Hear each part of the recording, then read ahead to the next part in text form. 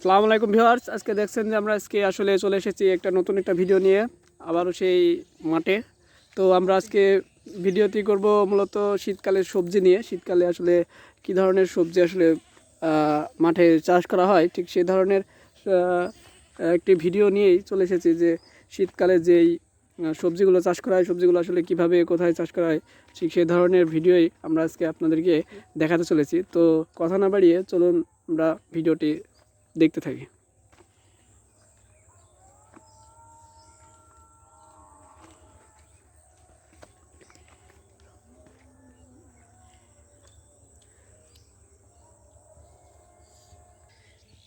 Viewers, দেখুন যে আমরা মাত্রই চলে আসলাম ছোট্ট একটি জমিতে। এই জমিতে আসলে একজন কৃষক বেশ অনেক ধরনের সবজি চাষ করেছেন। তো আমরা একে একে জানবো আসলে কোনটার কি নাম। তো প্রথমত আমরা যেটা দেখছি সেটা হচ্ছে লাল শাক, যেটাকে আমরা প্রধানত শাক হিসেবে খেয়ে থাকি। এই লাল শাক মূলত বাজারে পাওয়া যায় এবং লাল শাকের সাথে আরও রয়েছে, দেখুন,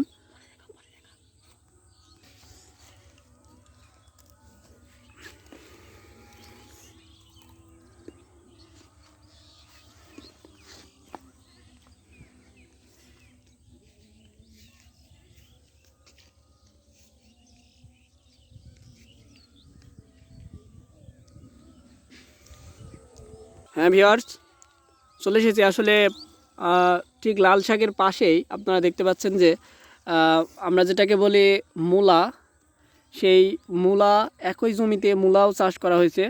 দেখুন যে কৃষকের কি নৈপুণ্য, কি সুন্দর দক্ষ কারিগরের মতো কি সুন্দর করে মূলাগুলো আসলে লাগিয়ে রেখেছে। তো দেখুন আপনারা যে আসলে কীভাবে কত সুন্দরভাবে মূলা তৈরি করেছে।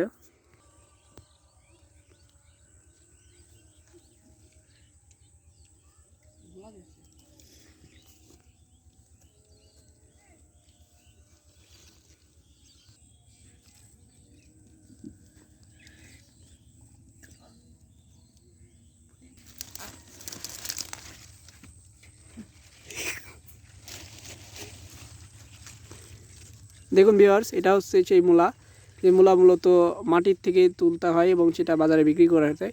এভাবে আমাদের কৃষক আসলে এটি বিক্রি করে।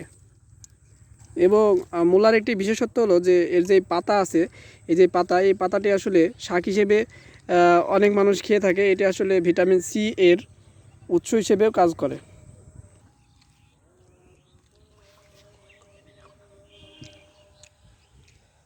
দেখুন ভিউয়ার্স, আমরা মূলত যে ছোলা ছোলা আমরা সবাই চিনি।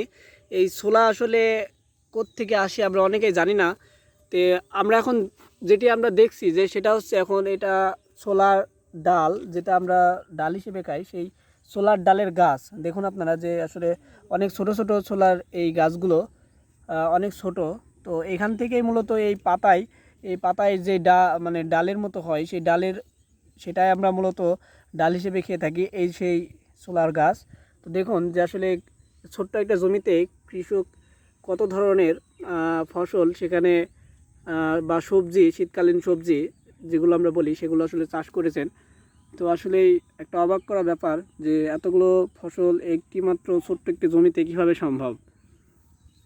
তো দেখতে থাকুন আপনারা ছোলার গাছ।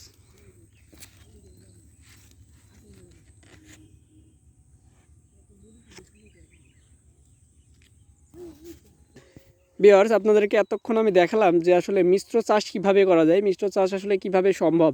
ছোট্ট একটা জমিতে আমরা প্রায় 3 ধরনের সবজি দেখালাম। তো এখন আমরা চলে এসেছি মিশ্র বাদ দিয়ে, অর্থাৎ একটি মাত্র জমিতে একটি ফসল, যেটাকে আমরা বলতে পারি, যেটা আসলে শীতকালীন একটা অন্যতম সবজি, সেটা হচ্ছে পালং শাক। এই পালং শাক আসলে দেখুন, এই পালং শাক কত ছোট, অনেক ছোট ছোট। এগুলো আসলে অনেক বড় হয় এবং এগুলো শাক হিসেবে আমরা খেয়ে থাকি। তো আসলে দেখতে থাকুন যে পালং শাক আসলে কত সুন্দর হয়ে থাকে।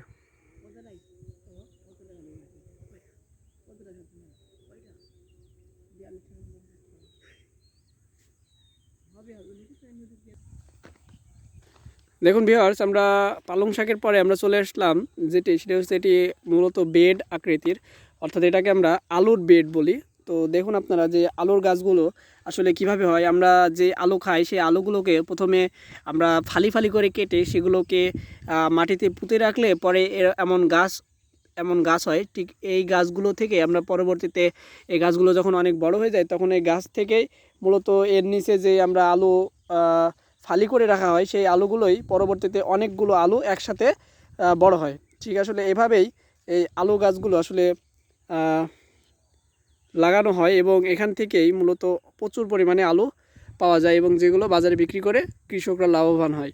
তো দেখুন আসলে এখানে অনেক আলু লাগানো আছে, যে আলুগুলো আসলে প্রচুর আলু এখানে পাওয়া যাবে। তো এগুলো আসলে বাজারে বিক্রি করে কৃষক লাভবান হবেন।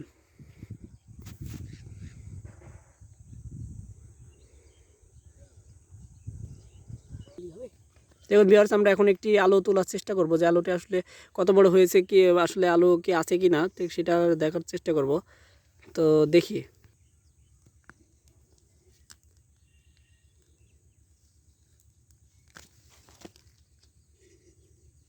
দেখুন ভিউয়ার্স, এখানে আসলে কোনো আলু নেই। যে আলুটি আসলে এখানে পোঁতা হয়েছিল সেই আলুটি আসলে এখানে নেই। তো এই আলুটি এখনও মিনিমাম 1 মাস থেকে 1.5 মাস সময় লাগবে। সেই 1.5 মাস পরে আসলে এখানে একটা আলু গজাবে।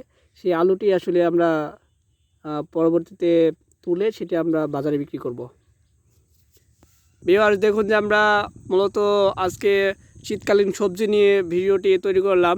তো শীতকালীন সবজি নিয়ে আমরা মূলত গ্রাম বাংলার কালচার, গ্রাম বাংলার সংস্কৃতিতে আসলে কিভাবে ফসল চাষ করা হয়, কিভাবে সবজি চাষ করা হয় সেটি সম্পর্কে আপনাদেরকে দেখানোর চেষ্টা করলাম। তো এমন গ্রাম্য প্রকৃতির সকল ভিডিও পেতে আমাদের চ্যানেলটি সাবস্ক্রাইব করতে ভুলবেন না এবং আমাদের একটু উৎসাহ উদ্দীপনা দিয়ে আমাদের পাশে থেকে আমাদেরকে একটু লাইক, কমেন্ট এবং শেয়ার দিয়ে আমাদেরকে উৎসাহ দিন, যেন আমরা বেশি বেশি এমন গ্রাম্য প্রকৃতির যে সকল ভিডিও সে সকল ভিডিওগুলো আমরা দিতে পারি। তো আজকে আর নয়, দেখা হবে আগামী কোনো গ্রাম্য প্রকৃতির ভিডিও নিয়ে। সে পর্যন্ত সবাই ভালো থাকুন। খোদা হাফেজ।